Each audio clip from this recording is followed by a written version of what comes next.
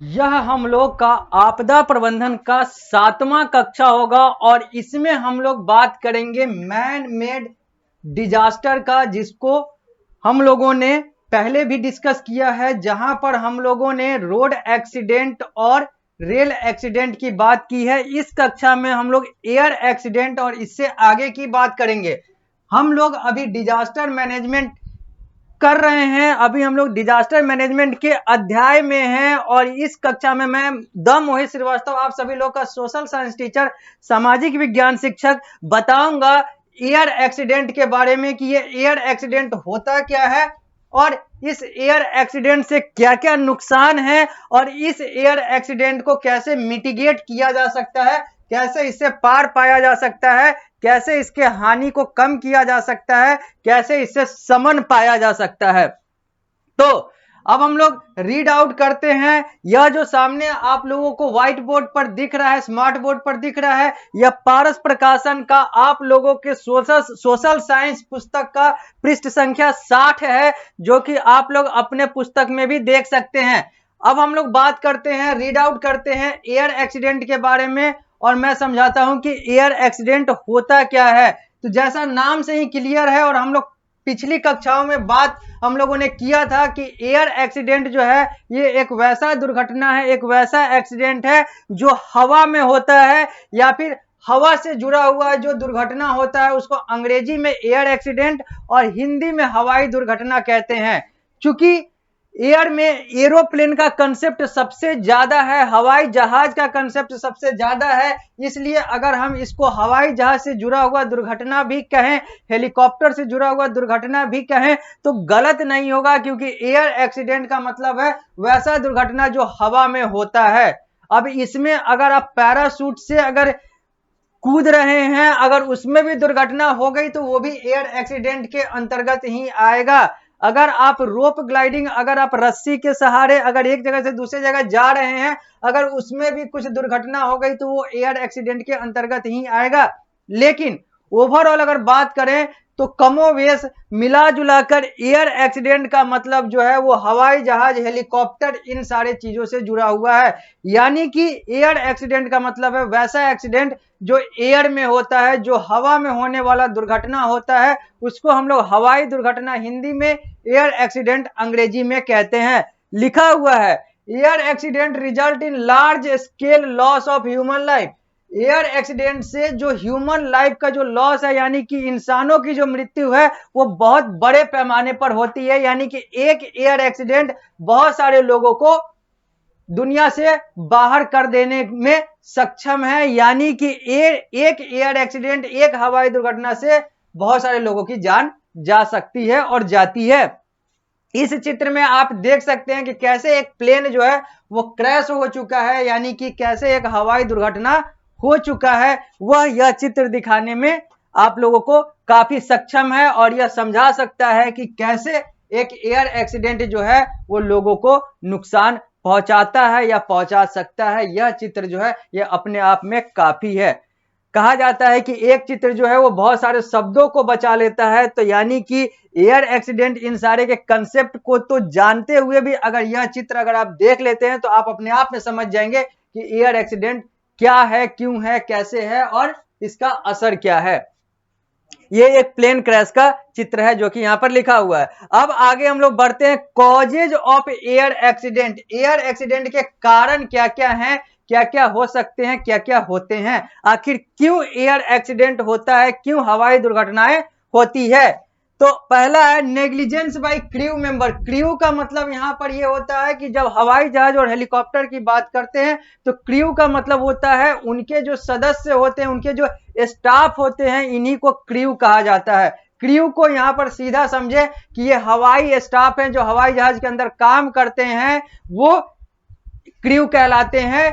इस हवाई जहाज वाले कंसेप्ट में, हेलीकॉप्टर वाले कंसेप्ट में जो स्टाफ होते हैं उन्हीं को क्रू कहा जाता है। क्रू एक शब्द है। जैसे पायलट होता है तो पायलट जो है वो हवाई जहाज में होता है और ड्राइवर जो होता है वो कार में होता है, बस में होता है, ट्रक में होता है। होता दोनों वही है, होता काम दोनों का ड्राइव करना ही है, चालन करना ही है, चालक ही है। लेकिन वही हवा वाला चालक को हम लोग पायलट कहते हैं, तो सड़क वाले को हम लोग ड्राइवर कहते हैं। तो यही अंतर है यहाँ पर क्रू और स्टाफ में। यहाँ पर जो स्टाफ है, बहुत सारे जगह पे स्टाफ कहे जाते हैं, लेकिन हवा में हवाई जहाज वाले कंसेप्ट में उसी स्टाफ को हम लोग क्रू के नाम से, क्रू शब्द के नाम से जानते हैं।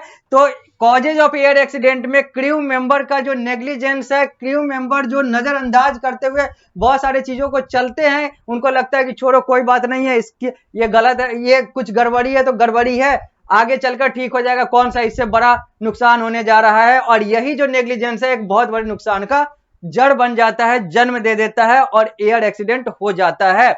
वेदर कंडीशन, चूंकि हवाई जहाज जो है वो हवा में चलेगा तो मौसम जो है वो बहुत ज्यादा मायने रखता है। और जब मौसम गड़बड़ हो जाए, बारिश, बादल, धूप, ये सारी चीजें जो है वो गड़बड़ी पैदा कर ले और उसके कारण से भी एक्सीडेंट एयर वाला जो है वो हो जाता है। तो वेदर कंडीशन भी एक बहुत बड़ा कारण है एयर एक्सीडेंट का। और वेदर कंडीशन की अगर बात करें तो यह 50% से ज्यादा अगर एयर एक्सीडेंट होता है तो वो वेदर कंडीशन के कारण से होता है। अगला जो कारण लिखा हुआ है वो आग लगना है। फायर की बात हो रही है, यानी कि अगर हवाई जहाज में अगर कुछ आग लग जाए, कोई धूम्रपान करता है या फिर कोई कुछ और माचिस वगैरह का प्रयोग करता है या फिर कुछ भी, यहां पर अगर आग लगने वाली बात होती है तो आग लगने से पूरा विस्फोट होता है। विस्फोट होने के बाद सब कुछ स्वाहा की तरफ चला जाता है। आगे हाईजैकिंग, हाईजैकिंग का मतलब होता है कब्जा कर लेना, यानी कि हाईजैकिंग को अगर हम कहें तो ये हवाई डकैती होता है। यहां पर एक जो डकैत होता है जो कब्जा कर लेता है पूरे हवाई जहाज को और कहता है कि अब तुम लोग मेरे नियंत्रण में हो, अब मैं जैसा कहूंगा उधर तुमको हवाई जहाज चलाना होगा, पायलट को चलाना होगा और उसको लूटना और उसको गिराना हवाई जहाज को या जो भी है, ये सारा कुछ जो है यह एक हवाई दुर्घटना का एक बहुत बड़ा कारण बनता है। हाईजैकिंग, हाईजैकिंग का मतलब है हवा में लूटपाट, हवा में डकैती। टेक्निकल फेल्योर, टेक्निकल फेल्योर यानी कि मशीन गड़बड़ है, कुछ हवाई जहाज के कुछ यंत्र गड़बड़ है, कुछ ऐसी चीजें गड़बड़ी है जिसके कारण से हवाई जहाज जो है वो सही तरीके से नहीं चल रहा है, तो फिर वो एयर एक्सीडेंट का एक कारण बनता है, बन सकता है और बनता रहा है। अब हम लोग बात करेंगे सेफ्टी टिप्स की। आखिर वो कौन कौन से प्रिकॉशंस है, कौन कौन से बचाव हैं, कौन कौन से मिटिगेशन स्ट्रेटजीज हैं जो हम लोगों को यूज करना चाहिए, प्रयोग में लाना चाहिए जब हम लोग हवाई सफर कर रहे हो तब। यानी कि हवाई एक्सीडेंट से बचने के लिए, एयर एक्सीडेंट से बचने के लिए हम लोगों को इन सारे चीजों को फॉलो करना चाहिए। अगर करेंगे तो एयर एक्सीडेंट से बचेंगे, नहीं भी बचे तो नुकसान जो है वो कम से कम होगा। तो पहला है फॉलो द पाथ और इमरजेंसी लाइट। जो रास्ता है और जो इमरजेंसी लाइट है यानी कि आपातकाल वाली जो लाइट है उसको, उसका प्रयोग करें, उसको माने, उसका पालन करें, तो फिर बहुत सारी चीजें जो है वो आसान हो जाएगी। On case of fire and smoke stay down, जब आग लगे या फिर धूम्रपान या धुआं वगैरह ये सारा कुछ होता है तो वहां पर स्टे डाउन यानी कि नीचे उतर जाएं। Should be aware of safest emergency exit and learn how to open it in case of emergency. और आपातकाल के समय कैसे निकलना है उसकी भी जानकारी और उसके भी बारे में प्रशिक्षण एक इंसान को प्रशिक्षित होना चाहिए, ताकि जब आपातकाल आए तो कैसे निकलना है ये सारा कुछ समझ रखना चाहिए, तो हम लोग एयर एक्सीडेंट के प्रभाव से बच सकते हैं। आगे follow the safety rule as instructed during the flight. जब हवाई जहाज चलती है तो उस समय जो सेफ्टी रूल बताया जाता है, जो नियम और कानून बताए जाते हैं सुरक्षा के लिए, उसको फॉलो करेंगे, उसका पालन करेंगे, उसका अनुपालन करेंगे तो फिर एयर एक्सीडेंट से बच सकते हैं, बचेंगे और जो हवाई दुर्घटना है वह नहीं होगा। अगर होता भी है तो प्रभाव उसका न के बराबर होगा।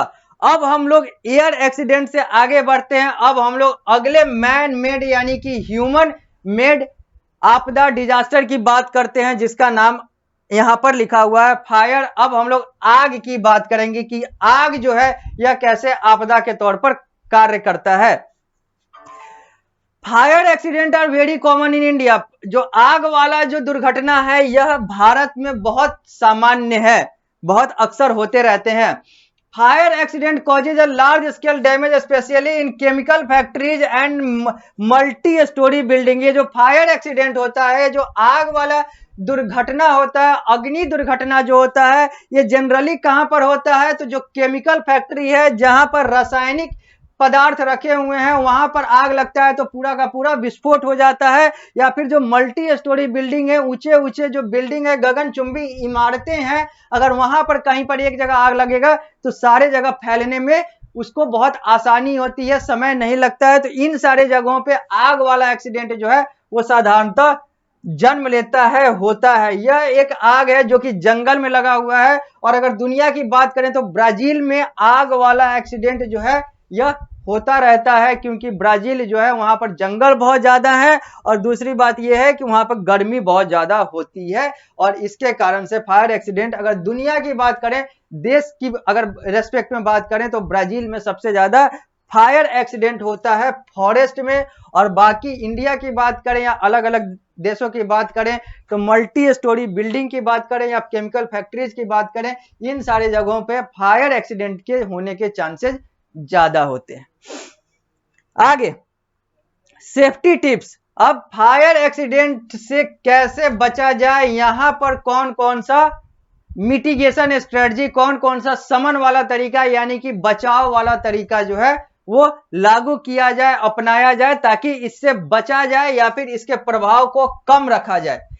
पहला, ये हम लोग पारस प्रकाशन के अनुसार देख रहे हैं, आप लोग भी अपने पुस्तक में देख सकते हैं। यहां पर लिखा हुआ है सेफ्टी टिप्स में पहला, keep stair free from trash. जो सीढ़ियां हैं उस पे जो फालतू का जो सामान रखा हुआ रहता है उसको हटा कर रखें, सीढ़ी को खाली रखें, ताकि उतरने के समय जब आग लगे तो उतरने चढ़ने के समय आसानी हो। क्योंकि अक्सर देखा जाता है कि सीढ़ी पर बहुत सारे सामान रखे हुए रहते हैं, दाएं बाएं रखे हुए रहते हैं, जिसके कारण से जो जगह है वो कम हो जाता है, तो उतरने में दिक्कत होती है या फिर समस्या होती है, या फिर बहुत सारे लोग जो है एक साथ उतरने में उतर नहीं पाते हैं, गिर भी सकते हैं। Mock practice should be held. जब भी ये आग वाली जो सारी चीजें हैं इनसे अगर बचना है तो इनके जो भी नियम कानून हम लोग देख रहे हैं उसका एक मॉक प्रैक्टिस, उसका एक डेमो करके देख ले कि अगर ऐसे होता है तो फिर हम ऐसे बच सकते हैं या नहीं बच सकते। एक रिहर्सल कर ले, एक पहले से एक डेमो करके देख लें, एक उसका मॉक टेस्ट, मॉक प्रैक्टिस कर लें। इन case of an emergency dial 101 for fire service. अगर आपातकाल होता है तो भारत के रेस्पेक्ट में अगर बात करते हैं तो एक दूरभाष संख्या है जो 101 है। आप अपने मोबाइल नंबर से 101 डायल करें, फोन नंबर से 101 डायल करें, जो अग्निशमन वाले हैं वो आ जाएंगे। यानी कि अग्नि यानी कि फायर के जो एक्सटिंग्विशर हैं, यानी कि फायर के जो मिटिगेटर हैं, वो आपके पास आएंगे और आग बुझाने में और आपको बचाने में कार्य करेंगे, क्योंकि उनका कार्य ही यही है। During the fire crawl on the ground and keep your face covered with wet cotton cloth. जब आग लगे या फिर आग हो तो जमीन पर रहें, जमीन पर आ जाएं, धरती पर रहें और अपने फेस को वेट कॉटन से यानी कि सूखे, यानी कि वेट यानी कि भींगे हुए कपास के कपड़े यानी कि कॉटन के क्लॉथ से अपने फेस को ढक लें। यह आग के समय बचाव का एक अच्छा जरिया बनता है, बचाता है। अगला है keep fire extinguisher at school, multi storey building, offices and learn how to use them. यहां पर कहा जा रहा है कि एक फायर एक्सटिंग्विशर एक डिवाइस होता है जो कि आग से बचाने के लिए यानी कि अग्निशमन के तौर पर कार्य करता है। फायर एक्सटिंग्विशर जो है फायर मिटिगेटर के तौर पे काम करता है। यह बिल्डिंग में जो मल्टी स्टोरी बिल्डिंग है, स्कूल है, ऑफिस है, विद्यालय है, कार्यालय है, जो गगनचुंबी इमारतें हैं, भवन है, वहां पर इसको रखना चाहिए और इसको पता होना चाहिए वहां के लोगों को कि इसका कैसे प्रयोग करना है, और उसका प्रयोग होना चाहिए जब आग लगे, तो इससे आपदा को कंट्रोल, नियंत्रित किया जा सकता है, इस आपदा को, आग वाले आपदा को। Keep inflammable material like kerosene, electric appliances, thinner, paints etc out of the reach of the fire. यहां पर कहा जा रहा है कि आग से बचने के लिए वैसे मटेरियल जो बहुत ज्यादा ज्वलनशील होते हैं, जिनमें आग पकड़ने की संभावना सबसे ज्यादा होती है, चाहे वो किरासन तेल हो जिसको अंग्रेजी में किरोसिन ऑयल कहते हैं, चाहे वो बिजली वाले यंत्र हो, चाहे वो थिनर हो, चाहे वो पेंट हो, ये सब पेंट वगैरह में प्रयोग होता है। इन सारे चीजों को आग से दूर रखें। अगर ये आग से दूर रहेंगे तो यहां पर आग नहीं पकड़ेगी, क्योंकि ये सब बहुत ज्यादा ज्वलनशील होते हैं, आग पकड़ने वाले होते हैं, यानी कि फ्लेमेबल होते हैं। और इन सारे चीजों को दूर रखना चाहिए आग के समय में। तो ये सब कुछ सेफ्टी टिप्स है। आगे हम लोग देख रहे हैं पृष्ठ संख्या 61 पर आ रहे हैं, जो कि पृष्ठ संख्या 61 है पारस प्रकाशन के अनुसार। तो यहां पर हम लोग आगे उसी को कंटिन्यू कर रहे हैं, फायर वाले को। तो यहां पर लिखा हुआ है, do not allow children to play with match boxes. बच्चों को यानी कि कम उम्र के लोगों को मैच बॉक्स यानी कि माचिस के डब्बे न दें, उससे उनको खेलने न दें, क्योंकि वो भी आग लगा सकता है, वो भी आग वाले आपदा का कारण बन सकता है। Use only one plug in a socket. जो बिजली का जो सॉकेट है वहां पर सिर्फ एक प्लग लगाएं। बहुत सारे लोग जो है एक साथ इकट्ठे ऊपर नीचे करके बहुत सारे प्लग लगा देते हैं, 3 पिन करके बहुत सारे प्लग लगाते हैं, 3 पिन में 3 पिन लगाकर और भी ज्यादा प्लग लगाते हैं। ये सारा चीज न करें, क्योंकि यहां से शॉर्ट सर्किट हो सकता है और यहां पर आग जो है वो फैल सकता है, लग सकता है।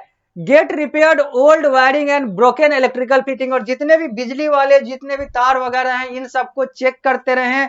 पुराना हो गया है तो उसको एक बार सही से रिन्यू कर लें, बार बार चेक करें, ताकि कभी भी शॉर्ट सर्किट ना हो, क्योंकि एक बार होगा तो वो पूरा नुकसान लेके चला जाएगा, जान का भी माल का भी। Switch off the gas when not in use. जब गैस का प्रयोग यानी कि खाना बनाने वाले सिलेंडर वाले गैस का प्रयोग अगर न हो तो उसको ऊपर से और नीचे से यानी कि सिलेंडर से और ऊपर के चूल्हे से ऑफ करके बंद करके रखें, खोलकर न छोड़े। बहुत सारे लोग जो हैं वो सिलेंडर नीचे से खोलकर छोड़ देते हैं, ऊपर से बंद करते हैं। कहा जा रहा है कि दोनों ऊपर और नीचे बंद करके रखें, ताकि आग न फैले अगर आग लगता भी है तो। Be careful while working in the kitchen. जब भी आप किचन में काम करें तो हमेशा सावधान रहें, क्योंकि किचन में आग वाला काम यानी कि चूल्हे पे काम होता है, चूल्हा में आग जलता है। तो यहां पर उन सारी चीजों को भी ध्यान रखें। तो यह जो था, यह हम लोगों ने देखा कि कैसे फायर वाला आपदा यानी कि फायर डिजास्टर यानी कि आग वाला अग्नि आपदा हो, या फिर उससे पहले हम लोगों ने देखा एयर एक्सीडेंट। इन दोनों के बारे में हम लोगों ने इस कक्षा में जाना और देखा कि कैसे ये होते हैं और कैसे इससे बचा जा सकता है। अब हम लोग अगली कक्षा में आएंगे तो हम लोग टेररिस्ट अटैक और आगे की बात करेंगे, जो कि आप लोगों को इस अध्याय में यानी कि डिजास्टर मैनेजमेंट में पढ़ने हैं। तो इस कक्षा में इतना ही। जब हम लोग अगली कक्षा में आएंगे तो इस अध्याय को आगे बढ़ाएंगे।